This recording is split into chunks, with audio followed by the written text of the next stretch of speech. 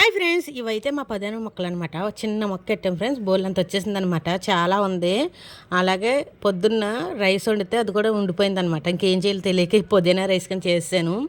అందులో కొద్దిగా బంగాళదుంపలు కూడా వేయించేసాను అనమాట. ఏం చేస్తాం, పాడేసుకోలేం కదా, అందుకని. కానీ టేస్ట్ మాత్రం సూపర్ ఉంది. మీరు కూడా ఒకవేళ మిగిలిపోయిన అన్నంతో కనుక ఇలా ట్రై చేయండి. ఏమీ లేదు ఫ్రెండ్స్, చిన్న చిన్న బంగాళదుంప ముక్కల కింద కట్ చేసుకుని గోల్డెన్ కలర్ వచ్చేదాకా వేయించుకోవాలన్నమాట. వేయించుకున్నట్లు ఉల్లిపాయలు పచ్చిమిర్చి వేసుకుని కొంచెం వేగించుకోవాలి. అవి వేగాక బాగా వేగాలన్నమాట. కొంచెం పసుపు అనేది యాడ్ చేయండి. పసుపు వేసాక మనం పలావ్ సామాను ఉంటాయి కదా, అవి కూడా వేసేయాలన్నమాట. అవి కూడా వేసేసాక అవి కూడా కొంచెం వేగనివ్వాలి. టేస్ట్ మాత్రం సూపర్ ఉందండి. మీరు ట్రై చేయండి ఫ్రెండ్స్. పొద్దున్న రైస్ అనేది వండాను, పిల్లలు తినలేదు, మేము తినలేదనమాట. అది అలాగ ఉండిపోయింది.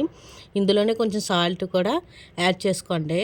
అందులోనే సన్నబియ్యం కదా, పాడేసుకోలేక ఇంకెలా ట్రై చేశాను. పుదీనా కూడా ఎక్కువే ఉంది. మామయ్య గారు పీకేసి పాడేస్తున్నారనమాట అస్తమానును. ఇంకెందుకులే ఇలా ట్రై చేసేద్దామని ట్రై చేశాను. ఇందులో బిర్యానీ మసాలా కూడా యాడ్ చేశాను, కొంచెం మసాలా.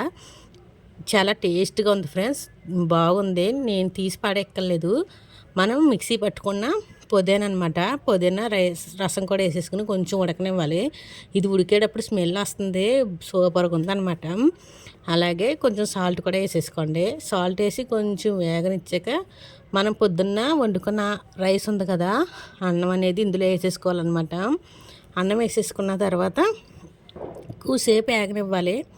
అది కొంచెం వేడిగా అవుతుంది కదా రైసు. ఆ రైస్ ఏగేదాకా ఉండాలన్నమాట.